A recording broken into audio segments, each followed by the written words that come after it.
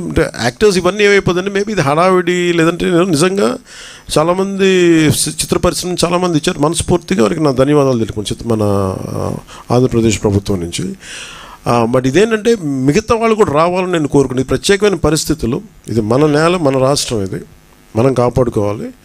అందుకని అందరినీ మరోమారు ముఖ్యమంత్రి గారి సహాయ నిధికి విరాళాలు పంపించని మనస్ఫూర్తిగా మీ అందరినీ కోరుకుంటూ సెలవు తీసుకున్నాను. జై హింద్.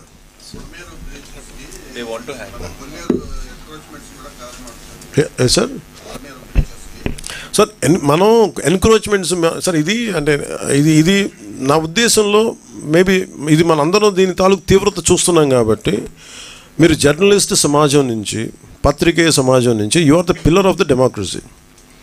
మనం మనస్ఫూర్తిగా మనసిప్పి మాట్లాడుకోవాలంటే ఇది కరెక్షన్ వైపు వెళ్ళాలి, తిట్టడానికి కాదు.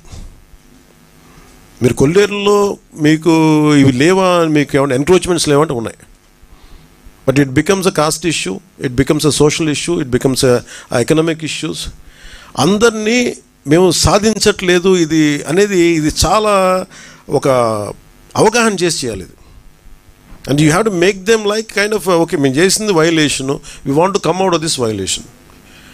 ఎలా చేయాలి, దానికి ప్రాబ్లం ఏంటి, ప్రత్యామ్నాయ వాళ్ళకి దాని మీద ఆధారపడిపోయినారు.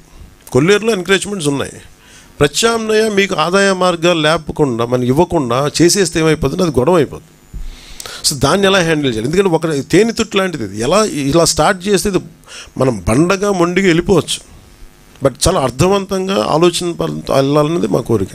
సో దాంట్లో నేను మిమ్మల్ని అభ్యర్థించేది లేదా మిమ్మల్ని మీ నుంచి కోరేది కూడా, ఇలాంటి ఎన్క్రోచ్మెంట్స్ ఉన్నప్పుడు maybe why don't you think like this, మీరు ఇలా ఎందుకు ఆలోచించకూడదు, ఎలా చేయొచ్చు, ఇవన్నీ తీసుకొస్తే ప్రజల్ని ఎడ్యుకేట్ చేయాల్సిన, సామూహికంగా అందరికీ ఒక అవగాహన కల్పించాల్సిన అవసరం ఉంది. మీకు అలాంటి ఆర్టికల్స్ కానీ అలాంటి దృష్టిలో మీరు ఖచ్చితంగా ఉన్నాయి.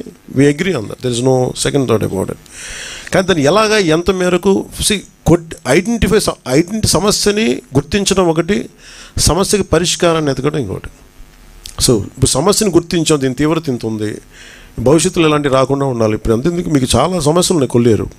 సో వాటికి కూడా ఒక సమస్య పరిష్కారం ఎతకాలి. ఇది ఎందుకంటే మేము అధికారంలోకి వచ్చా కదని చెప్పి మొత్తం మేము కూర్చొని వీ డోంట్ బుల్డోస్ అంటే ఇంకెవరు అర్థవంతంగా ఎవరు సమస్యని వినకుండా లేము, విని దాన్ని సాధ్యమైనంత తక్కువ ఫ్రిక్షన్ తోటి, తక్కువ గొడవలతోటి ఎలా సాధ్యం చేయాలి, ఎలా పరిష్కరించాలనేది మా ఆలోచన విధానం.